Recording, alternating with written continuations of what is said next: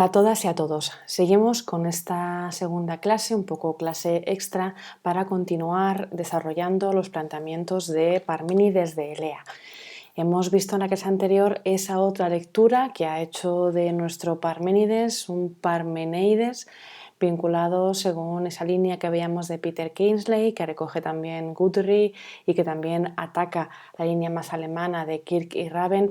Ha hecho de Parménides de Elea una de las figuras muy vinculadas a los movimientos mistéricos tipo pitagórico, pero que no está tanto enfocada a una salvación del alma en el sentido de una transmigración, una purificación del cuerpo, sino un intento de entender cuál es el sentido de la vida y cuál es el ser de las cosas. Un ser de las cosas que de alguna manera tiene que ver con la quietud y tiene que ver con la serenidad y que de alguna forma nos aleja de aquellos elementos que tienen que ver con la percepción y que en el que con tanta información no acabamos de ver o identificar lo que realmente es, ¿no? Que es esta lectura que os decía que recuperaba la tradición inglesa y que hace precisamente de Parménides, lo voy a decir así, un chamán.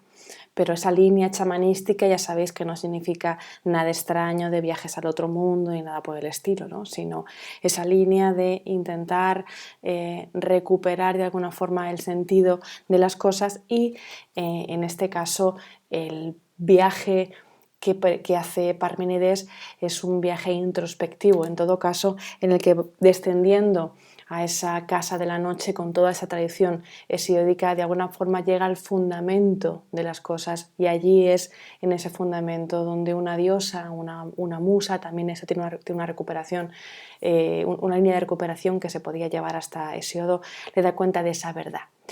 Esa verdad tiene que ver con la clase de hoy, que es precisamente esa revelación de la diosa. Dentro de la lectura de Parmeneides hablábamos de una forma en la que podemos entender de otra manera esa verdad, eso de lo que habla la diosa que tiene que ver con lo que es, con el eidos que está asociado entonces a algo que se ve, idein. De nuevo seguimos esa línea de la tradición antigua, ¿no? Y esto es lo que le va a decir la diosa. Me vais a ver hoy que voy a estar con el texto en la mano, porque es verdad que algunos fragmentos están en el PowerPoint, pero luego hay otros en los que me gustaría detenerme más despacio y la verdad es que leo mejor en papel que en pantalla. Fijaos que cuando hablábamos precisamente de este proemio, de estos 32 versos que nos han llegado, que es la parte más completa del poema, de esos 19 fragmentos que nos han llegado, hablábamos de diferentes elementos que debíamos recordar para después asociarlo a lo que va a hacer Platón, ¿no? Ya os acordaos de las yeguas, recordaos de las hijas del sol, acordaos también de este modelo que tenía que ver con el mundo hesiódico, con la casa de la noche que está aquí debajo, y también daros cuenta de otro punto relevante, ¿no? Cuando Parménides está hablando de aquello que le ha dicho la diosa, que veremos que tiene que ver con el camino del ser y el camino del no ser, y ahora vamos a hablar más despacio de ellos, algo que dice es que hay un camino que es el que debemos seguir si queremos obtener la verdad. Dicho con Platón, sería el camino de la ciencia. Dicho con Platón, y os digo ya la palabra, tendría que ver con la episteme. Y por otro lado encontramos una forma de dejarnos llevar por las opiniones. Y la idea de las opiniones tiene que ver con lo que creemos que es verdad y no lo es. Este camino recibe el nombre de doxa. Este punto es importante porque Platón llega a hablar de una distinción entre la verdad relacionada con la episteme y las opiniones relacionadas con la doxa. ¿Vale? Aquí también podemos ver aquí una influencia en este modelo de Platón que vamos a ver en nada. Entonces fijaos que cuando la diosa le da cuenta de esta revelación, le dice lo siguiente, ¿no? Y dice, a ver, os leo del texto, pero os lo voy a leer directamente ahí en la pantalla, aunque me den un poco los ojos. Ea pues, que yo voy a hablarte y tú retén lo que te diga tras oírlo de los únicos caminos de búsqueda que cabe concebir. El uno, el de que es, y no es posible que no sea, es ruta de convicción, pues acompaña a la verdad. El otro, el de que no es, y que es preciso que no sea, este te aseguro que es sendero del que nada se puede aprender, pues ni podrías conocer lo que no es accesible, ni podrías hacerlo comprensible, ¿no? Que es el fragmentito que falta en esta captura que os he hecho del texto. Fijaos que lo que está diciendo es que hay dos caminos y este camino tiene que ver con las cosas que son, por eso dice que lo que es, lo que es tiene que ver también con lo que podría pensar. De hecho, el fragmento tercero dice lo siguiente, pues lo mismo hay para pensar y para ser, y por otro lado tenemos el camino del no ser. El camino del no ser no tiene que ver con una radicalidad con respecto a que no podamos pensar cosas que no sean. Lo que está hablando no es de algo que consideramos impensable, porque las cosas impensables, por ejemplo, es impensable que encontremos un dragón volando por el aire, ¿no? Eso tendría que ver con lo impensable, pero si fijaos, lo impensable es pensado, aunque no sea posible. Así que no estamos hablando, Parménides no está hablando de esto, está hablando de una dimensión que tiene que ver con el camino de lo impensado. Y no os puedo poner ejemplos de lo impensado, porque lo impensado es aquello que no me cabe en la cabeza, no puedo concebir de ninguna manera, mi imaginación de ninguna manera puede llegar a pensar en lo impensado. Puedo hablar de lo impensable, que es aquello que pienso que es imposible, pero no de lo impensado, de lo que no tengo ninguna manera de acceso. Simplemente es una especie de puerta cerrada. Lo único que concibo es impensado y ya está. ¿Qué es impensado? Y no tengo pensamiento sobre lo impensado. No hay una forma definida con respecto a esto. Por eso dice Parménides que es un sendero del que nada se puede aprender, pues ni podrías conocer lo que no es accesible, ni podrías hacerlo comprensible. Dentro de las lecturas que se va a hacer, de las interpretaciones que se van a hacer del poema de Parménides, con ya la doctrina más filosófica o más lógica, de esa lógica implacable que hablábamos en su momento, se va a distinguir que inicialmente Parménides está hablando de dos vías, ¿vale? Dos vías, la vía del ser y la vía del no ser. Tenemos aquí un poco este ejemplo, ¿no? Ahí se sostiene que esto sería la vía del ser y la vía del no ser. Hay otra lectura que sostiene que hay tres vías. Estas tres vías entienden que no solamente está ese camino del ser y ese camino del no ser, que tiene que ver con lo que es impensado, sino que hay un tercer camino, una tercera vía, aunque es verdad que en el fragmento 2 no lo dice así, que sería la vía de la opinión, que es precisamente aquella de la que advierte la diosa a Parménides y le dice que se tiene que apartar de la vía de indagación, que tiene que ver con aquello que pensamos que es el cambio, que es el devenir, con aquello que es información que nos viene continuamente, nos despistamos con ella y es demasiado jarasca que no nos deja ver las raíces de las cosas. Es como si el suelo estuviera ocupado de cosas, estuviera lleno de ruido, de objetos y no pudiéramos ver lo que hay debajo. Parménides lo que dice es que si nos paramos nos paramos y nos quedamos quietos y utilizamos la noesis, la capacidad racional, podremos llegar a entender qué es lo que realmente es y qué es lo que realmente existe. Y entonces, fijaos, esta tercera vía, ¿no? Y dice, es necesario decir y pensar esto, que lo que es, pues hay ser, pero nada, no la hay. Eso es lo que yo exhorto a meditar. Así que te aparté primero de esa vía de indagación y luego de esa otra, que de cierto los mortales que nada saben se fabrican bicéfalos, pues la incapacidad que hay en sus pechos endereza un pensamiento descarriado, y ellos se dejan arrastrar sordos y ciegos a un tiempo, estupefactos, hordas sin discernimiento, a quienes de ordinario ser y no ser les parece lo mismo y no lo mismo, y de todas las cosas es regresivo el camino. Fijaos, ¿no? Entonces, por eso en este fragmento, que es el fragmento 6, encontramos que hablamos del camino del ser, hablábamos del camino del no ser, que sería lo impensado, lo inaccesible, y por otro lado ese tercer camino, que es en el que normalmente solemos estar nosotros, ¿no? que es el de la opinión, que es el de, fijaos, dice una cosa interesante, ¿no? Es el del ojo desatento, oído resonante y lengua.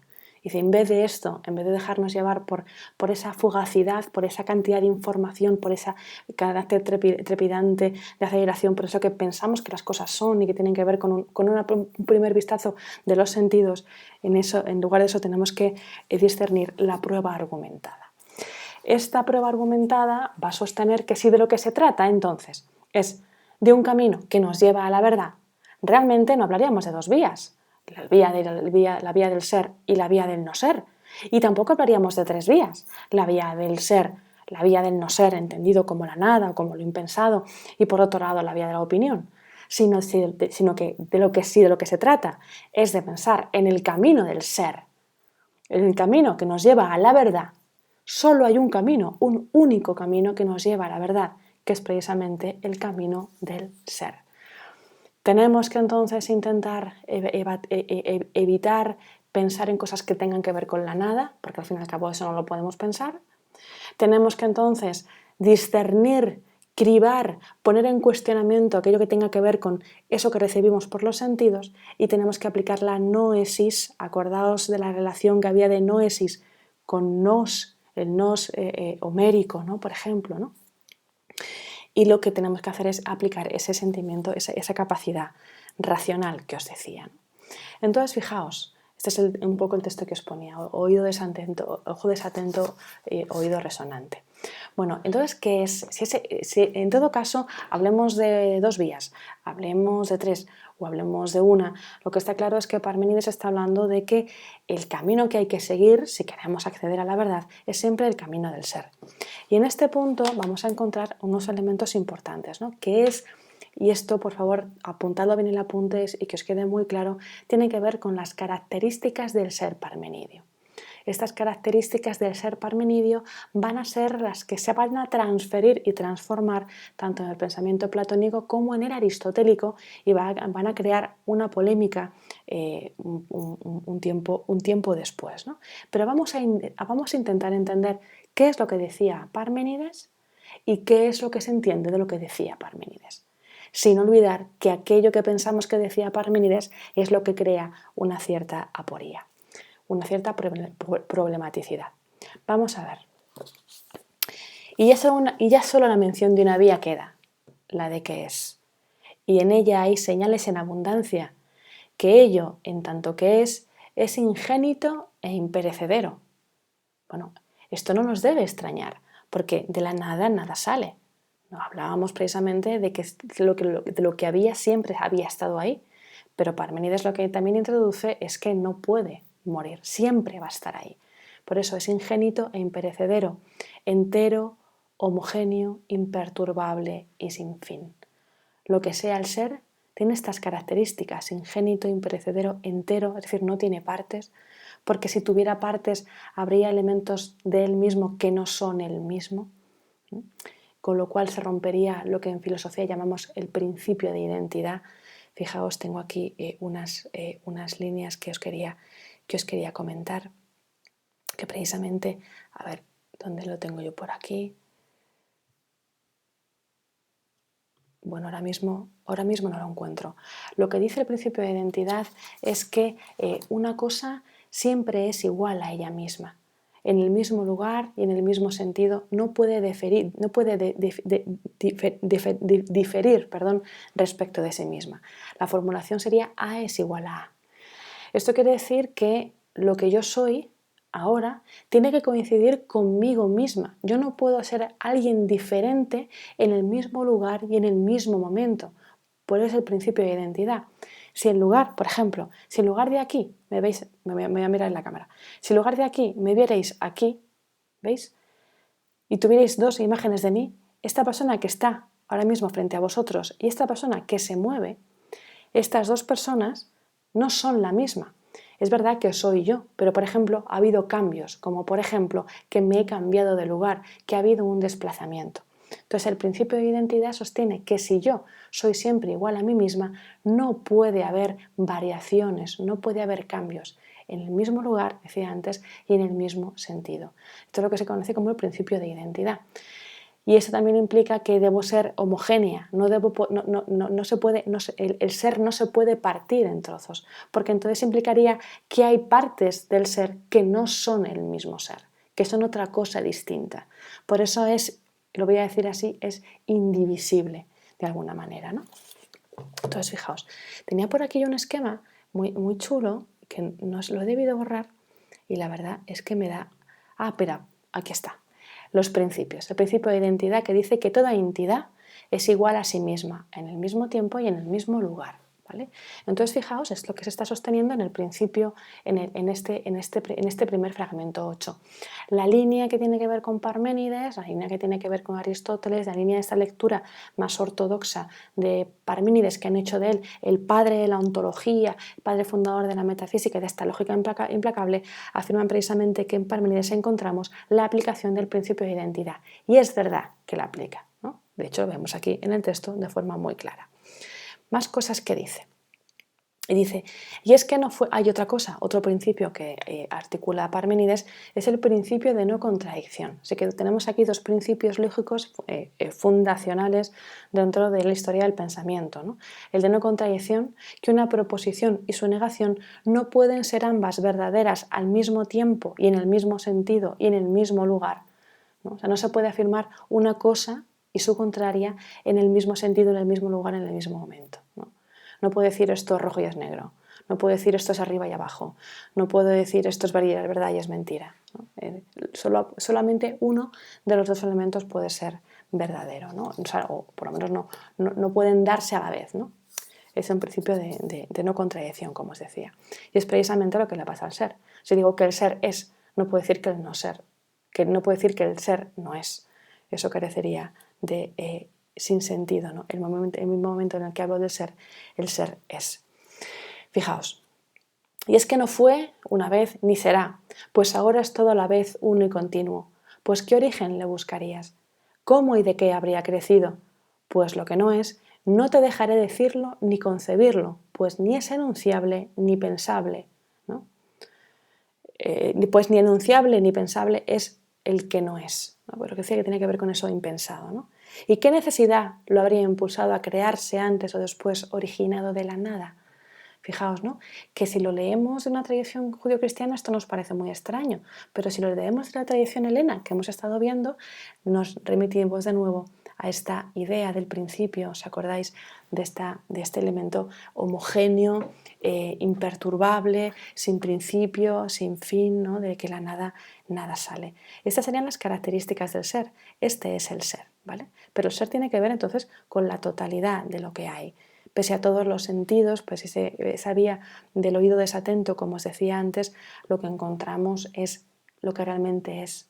Y eso que es, eso que somos, en el fondo no cambia. Esa es la verdad, por mucho que nos lo parezca, ¿no? Entonces, fijaos, dice, tampoco la fuerza de la convicción admitirá jamás que de lo que es nazca algo junto al mismo.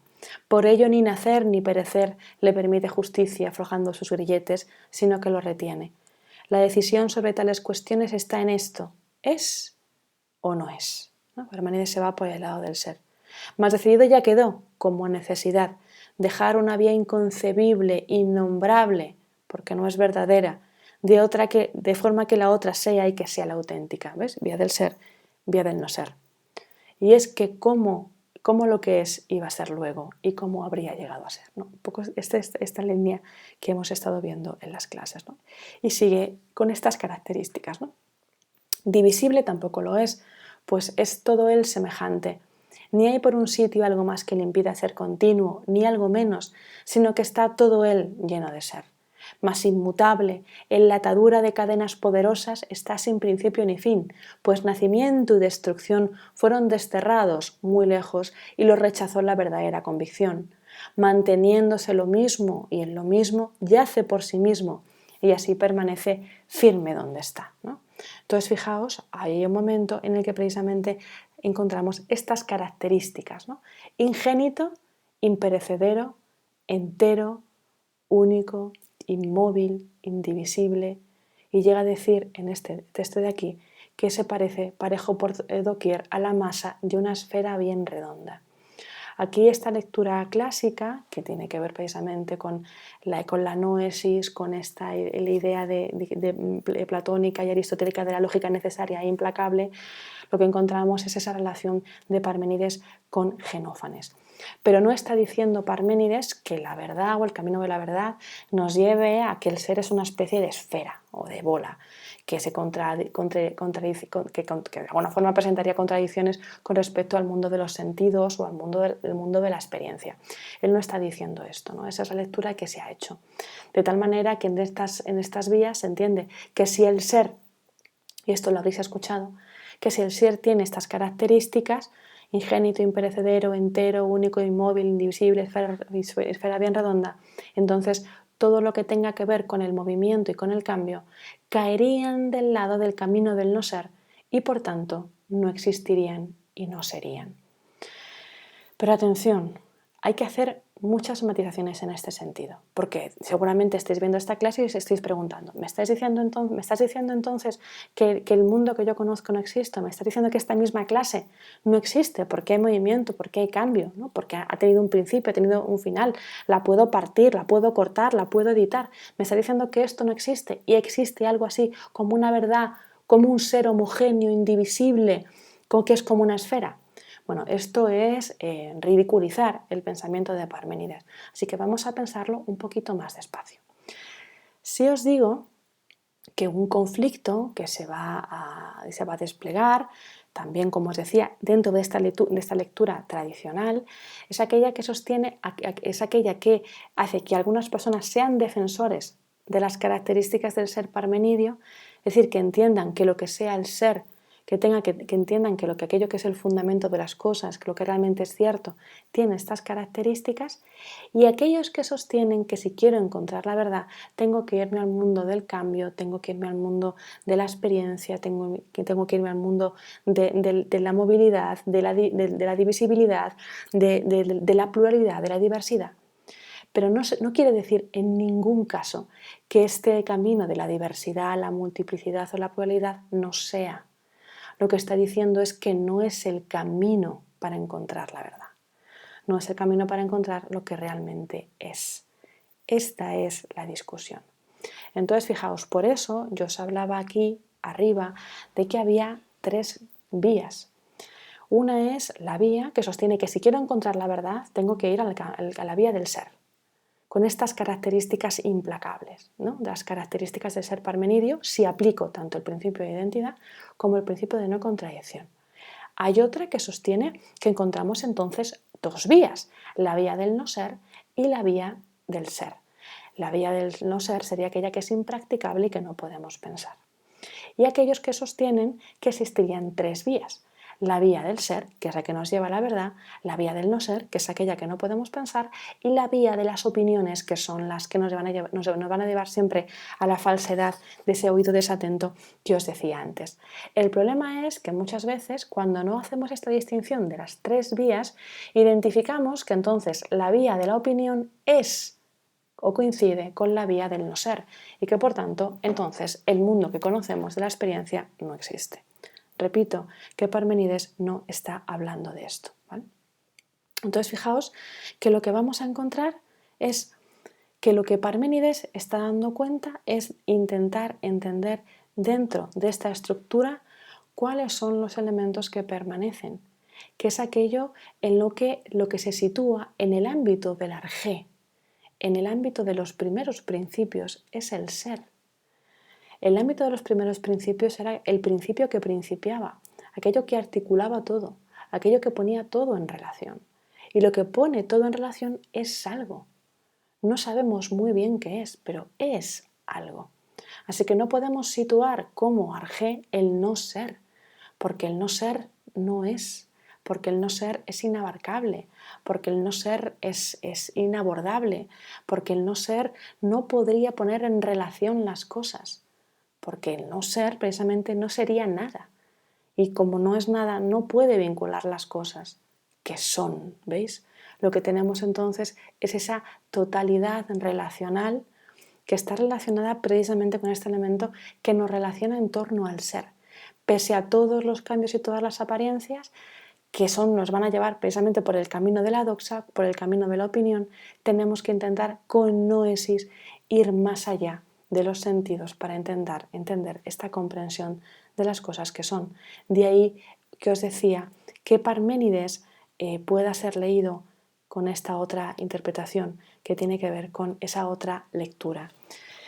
Esta otra lectura, la de Parménides, ya sabemos, ya tenemos la de la lectura clásica la lectura clásica de Parménides, ser y pensar son lo mismo, una relación del ser con el lenguaje, el empleo de la noesis o del razonamiento intelectual, el empleo de una lógica necesaria e implacable en torno al principio de identidad y el principio de no contradicción, las características del ser parmenidio, que va a tener influencia tanto en Platón como en Aristóteles y sus categorías, y también esta idea del no ser que no puede estar nunca en el ámbito de los primeros principios. Esta sería la lectura tradicional de Parménides, ¿no? Que la famosa el ser es y el no ser no es, sin más problematicidad, ¿vale?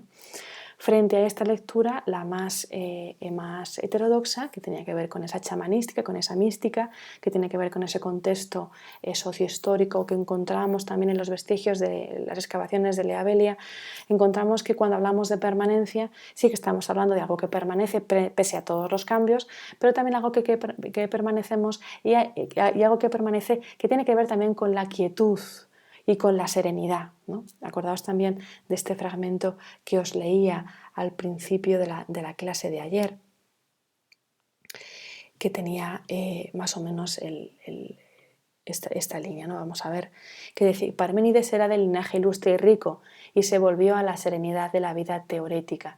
Acordaos la relación de lo teorético de lo teorético, de la contemplación de lo divino, de la relación con el todo, de la vida con el movimiento, relacionado con toceion, plural taceia, de dónde va a venir después Dios. Los teóricos no es que estén viendo en Dios, no están pensando en Dios, ¿no? Es lo que están pensando, es un intento de comprensión de esa totalidad, de alguna manera, ¿no? Entonces, fijaos, en esa otra lectura que os decía, encontramos un intento de pensar la permanencia pese a todos los cambios, que es la permanencia la que nos va a llevar a la verdad, a lo que realmente las cosas son, y que ahí tiene que haber una consonancia de nosotros mismos con esa totalidad, a partir de la quietud, una quietud frente a la aceleración, frente a ese bombardeo constante que tiene que ver con los sentidos, poder pararse, generar introspección e intentar llegar a eso que es y que no tiene que ver con tantos cambios y con tantos pareceres de los mortales, ¿no? Otro texto que dice por aquí que me parece importante, ¿no? Es el que más lo tenía por aquí, pero os lo leo, ¿no? La idea es apartar si quieres buscar la verdad, tienes que apartar la vía de indagación de los sentidos, precisamente por el ojo desatento y el oído resonante, como si estuviéramos aturdidos por ese continuo devenir de las cosas, ¿no? Por eso se aboga por la quietud frente a la aceleración, como decía antes, un momento también de introspección, de pararse, de saber escuchar y darse cuenta de que formamos parte de un todo. Este todo sería, en todo caso, entonces el ser, ¿no? El ser parte de esta totalidad. Este ser que fijaos que es circular, pero no tiene que ver con la esfera bien redonda, que muchos de forma muy extraña entienden que el ser es una pelota o una bola y no tiene nada que ver con eso, ¿no? Es como dijéramos, el planeta Tierra también es una esfera, tiene una forma muy extraña, ¿no? Pero fijaos que los movimientos celestes también son circulares. Entonces fijaos que es un poco ahondar en esta idea de la circularidad que ya habíamos visto en el pensamiento anterior. Bueno, después de Parménides vamos a encontrar otras propuestas. En los libros de texto las vais a conocer como las propuestas pluralistas. Y aquí me interesa destacaros tres cosas, destacaros tres elementos o tres líneas que vamos a ver de forma muy clara. Una son aquellos que van a sostener, como en el caso de Parménides, que si queremos encontrar la verdad hay que seguir por la vía del ser. Este va a ser el caso, por ejemplo, de Zenón de Elea, que es uno de los grandes discípulos de Parménides y que lo que va a hacer es decir, bueno, decís que la propuesta parmenidia es absurda, pero si realmente pensamos en el propio mundo del movimiento y del cambio, realmente tampoco podemos obtener un conocimiento. También llegamos a lo que se llaman las famosas paradojas de Zenón, ¿no? Dentro de estas paradojas de Zenón, que las podemos hablar ya cuando tengamos esa cercana tutoría colectiva, lo que vais a ver precisamente es, por ejemplo, la paradoja del atleta, ¿no? Entonces se da cuenta Zenón que un atleta para recorrer una distancia, aquí voy a hacer un dibujito porque no he hecho PowerPoint de esto, así que me vais a permitir que en vez de pizarra utilice un papel. Entiende que hay un deportista, ¿no?, que tiene que recorrer una distancia. Bueno, a ver, un deportista que tiene que recorrer una distancia para llegar a una meta. Y dice Zenón, bueno, pues entonces para que el atleta llegue a la meta, tiene que recorrer antes la distancia intermedia, ¿no? Porque claro, los defensores de la pluralidad, del cambio, de que todo es divisible, de que todo se puede partir, están hablando precisamente de esa visibilidad, de ese carácter de cambio continuo, ¿no? y de que las cosas tienen principio y tienen final. Y dice, bueno, si quiere recorrer entonces, para recorrer la meta tiene que recorrer esta distancia, antes tiene que haber recorrido la mitad de esta distancia. Y antes de esta mitad de la distancia ha tenido que recorrer esta otra. Y antes de esta otra, esta otra. Y al final, antes de esta otra, esta otra. Y al final va recorriendo distancias cada vez más pequeñas, de forma que encontramos de repente un infinito en lo más pequeño, lo cual nos llevaría también a una especie de contradicción. Así que dice Parménides que quizá hemos rechazado con excesiva facilidad la propuesta de Parménides, cegados por el mundo de ese cambio, que si lo analizamos más despacio, vemos que también tiene sus propias contradicciones. Otra de las líneas va a ser la línea de los grandes críticos de Parménides. En este caso, el gran crítico de Parménides no es Heráclito.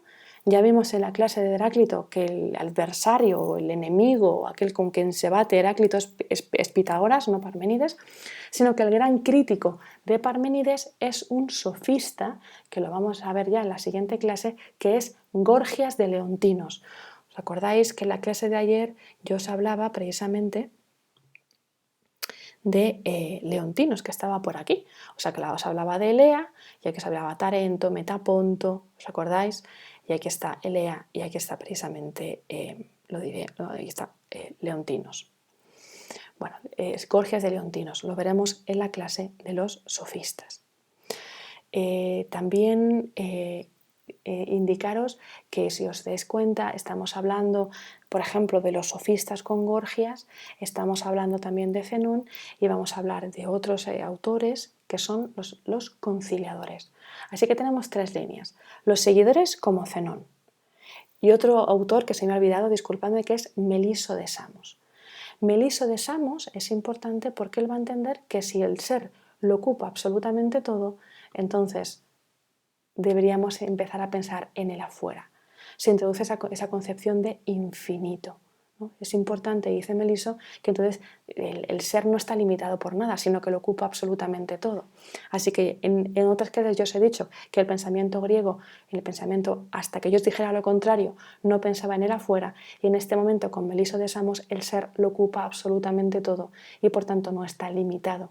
Así que hablaríamos de la noción precisamente de infinito, ¿no?, de lo que carece de límites. Ahora sí, ¿no? ¿Os acordáis que áperas y apeiron no era lo que carece de límites, sino aquello cuyos límites no puedo ver? Pues ahora áperas sí que va a tener que ver precisamente con lo infinito, pero es ahora, no antes. También dentro de esta línea tenemos entre los continuadores Zenón y Meliso de Samos, tenemos también a los críticos como es Gorgias, y tenemos también la línea de los conciliadores, que es donde me he quedado antes. Dentro de los conciliadores podemos incluir 5, aquí solo he introducido a 3. 5, ¿por qué?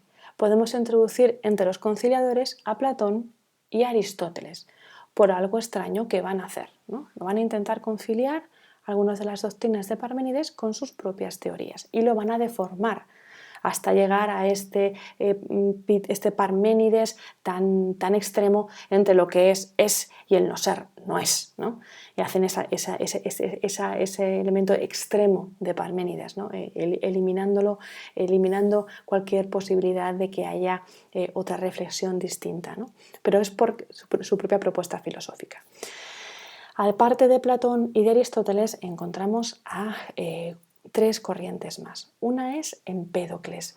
Empédocles es además también uno de los autores que va a introducir algo importante. Fijaos que aquí os hablo de 4 raíces y 2 fuerzas y de la palabra morfé. ¿Por qué me interesa Parménides? Bueno, Parménides también se presenta como un profeta órfico, también se presenta como alguien que da revelación de los dioses y de hecho tiene 2 obras, una que aborda precisamente el problema del cosmos, el problema de la fisis, si queréis, pero ya sabéis que tiene que ver con el brotamiento, con el brotar, de esa palabra fío, y por otro lado tiene otra obra que se llama Purificaciones. Purificaciones en el sentido en el que nosotros lo conocemos a nivel órfico o incluso pitagórico. Lo característico de Empédocles, y es motivo por el cual lo quería sacar a colación, es que él dice que si estamos hablando del arjé, estamos hablando del principio que principia, llega a sostener que el principio que principia no es uno, sean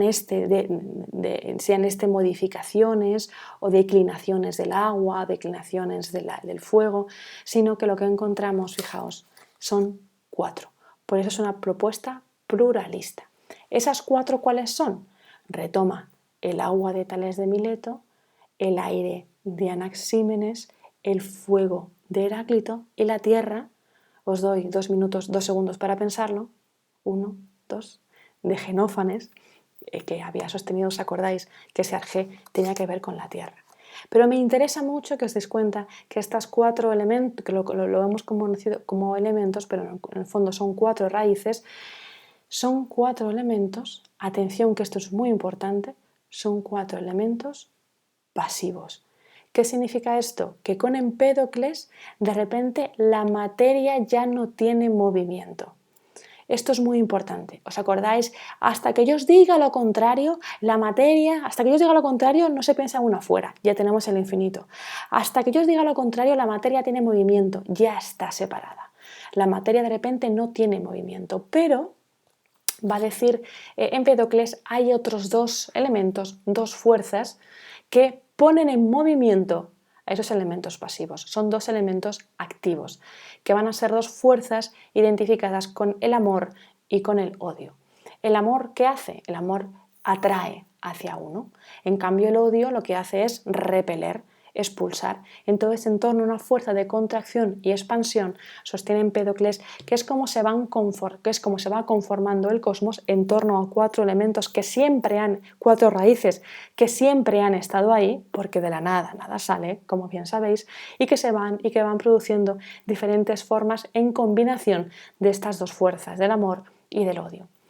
Cuando se produce una conformación adaptativa al medio, cuando de repente esa forma es ergonómica, acordaos que la palabra ergon en griego significa función, con una función adaptativa, cuando adquiere una forma vinculada estrechamente a la materia, que es, como os decía, adaptativa, la palabra que utiliza Empédocles es morfé.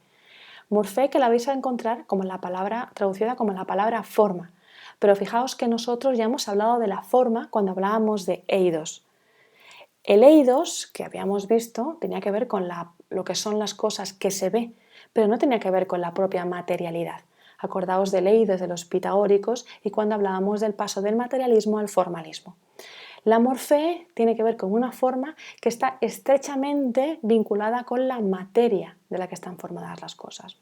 Os digo esto porque si a Platón le interesa el concepto de eidos, la palabra que le va a interesar a Aristóteles es la palabra morfé. ¿Vale? De ahí el ilemorfismo, que eso lo veremos en su momento. Otro autor importante va a ser Anaxágoras. Aquí os recuerdo que en la clase que os grabé sobre los filósofos, los sofistas jonios, estaba un poco cansada en esa clase y no dejaba de decir Anaxágoras. ¿Os acordáis que son Anaximandro, el que habla de Toápiron y de los mundos posibles, ¿no? y Anaxímenes? Anaxágoras es otro filósofo que es además contemporáneo de Sócrates, que es además amigo de Pericles. Estamos ya en la Atenas del siglo V a.C. y lo que va a decir es que este arjé, este principio que principia, esto que siempre ha estado ahí y que produce esta conformación del cosmos, va a estar relacionado con una infinitud de elementos. hay un elemento básico que tiene que ver con el pelo, un elemento básico que tiene que ver con el agua, un elemento básico que tiene que ver con la tierra, un elemento básico que tiene que ver con las uñas. Estos elementos implican, fijaos, un texto que os voy a leer, que es da un poco de repelús, pero que os lo quería leer para que veáis un poco lo que estoy diciendo de Anaxágoras, página 243. Fijaos lo que dice, ¿no? Dice lo siguiente. Anaxágoras decía que en la misma semilla hay pelos, uñas, venas, arterias, nervios y huesos. Resultan invisibles por la pequeñez de sus partes, pero al crecer se van dividiendo poco a poco. En efecto, dice, ¿cómo se generaría pelo de lo que no es pelo y carne de lo que no es carne? Y hacía tal afirmación que no solo acerca de los cuerpos, sino también de los colores. Fijaos, cuando nos comemos un bocata de tofu o un bocata de salchichón, si queréis, si nos crece el pelo o si nos crecen las uñas, es porque de alguna forma hay elementos indivisibles y también indistinguibles de pelo y de uña en cada cosa que comemos, ¿no? Porque también se asocia eso que de la nada sale y que lo igual siempre tiende hacia lo igual, ¿no? Estos elementos que conforman el todo, que ya son múltiples y diversos, reciben el nombre, según Aristóteles, pero no según Anaxágoras, de homeomerías, ¿vale? También estos elementos son pasivos y los pone en movimiento, atención a esto, una fuerza que recibe el nombre de nous. Así que ya tenemos aquí ese elemento de nous, el proyecto y el proyectar que encontrábamos en la Odisea de Homero. Encontramos también el elemento de noesis, que tenía que ver con esa capacidad intelectiva, ya no basada en el ámbito de lo práctico, sino basada en el ámbito de la intelección. Y Anaxágoras lo que habla es de una fuerza, que es el intelecto, que, atención, no es material, esto ya también es nuevo, este nous ya no es material, que pone en movimiento todo cuanto es. Pero cuidado, este nous no lo leáis en el sentido judio-cristiano, no es una inteligencia suprema que de alguna manera tenga voluntad y que quiera y que nos cuide y que cree. Es simplemente una inteligencia, si queréis, ordenadora que pone en movimiento las cosas que hay. Digo inteligencia ordenadora porque el nous se va a emparentar con lo que se conoce como el demiurgo platónico, ¿vale? Entonces os doy algunas pistas para que sepáis por dónde vais, ¿no? Un poco para que ordenáis el cromo en esos álbumes del que estuvimos viendo en la clase presencial. La tercera línea de estas propuestas de los conciliadores, que también es pluralista, es la que está protagonizada por los atomistas, que tiene dos representantes especiales. Uno es Leucipo, del que nos quedan pocas cosas, y otra es Demócrito de Abdera. Digo Demócrito de Abdera porque se dice que Demócrito es el maestro de un sofista, que también veremos en una de las clases que ya se aproximan, que es precisamente Protágoras de Abdera. Los atomistas lo que sostienen es que hay una infinidad de elementos que son redondos, ingénitos, imperecederos, fijaos, ingénito, imperecedero, entero, indivisibles, que son como esferas bien redondas. Y esos son los átomos. La única diferencia, que no son únicos porque hay muchísimos y que no son inmóviles porque se mueven. Para Demócrito, los átomos tienen otra vez movimiento por sí mismo. Lo que sostiene era Demócrito, un poco acudiendo a esas cosmologías que veíamos, por ejemplo, con Anaximandro, con el vórtice. ¿Os acordáis que os ponía el ejemplo del vórtice, de cómo se movía el colacao, ¿verdad? En ese vórtice se unen una serie de átomos, y entonces esos átomos lo que van a producir precisamente son los cuerpos materiales tal y como lo vemos, que estamos compuestos de átomos. Lo que realmente es el eidos, dicen los atomistas, dice Demócrito, pero este eidos no se ve, porque el átomo no se ve por sí mismo.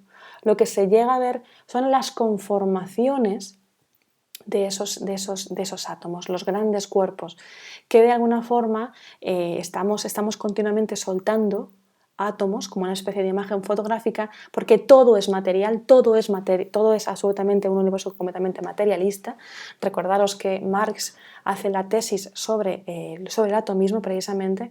Lo que encontramos son que somos átomos, pero que no podemos llegar a ver, no podemos llegar a ver con nuestros ojos lo que realmente es.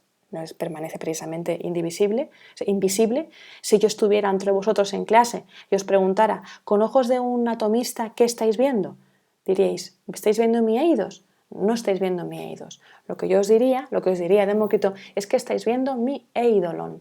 ¿En qué sentido? Porque yo estoy conformada por una serie de átomos y continuamente voy soltando átomos. Mis átomos impactan contra vuestras retinas. Mi voz también es material y los átomos de mi voz impactan contra vuestro tímpano, y es así como llegáis a conocer lo que estoy diciendo, ¿no? Un poco esa es la idea.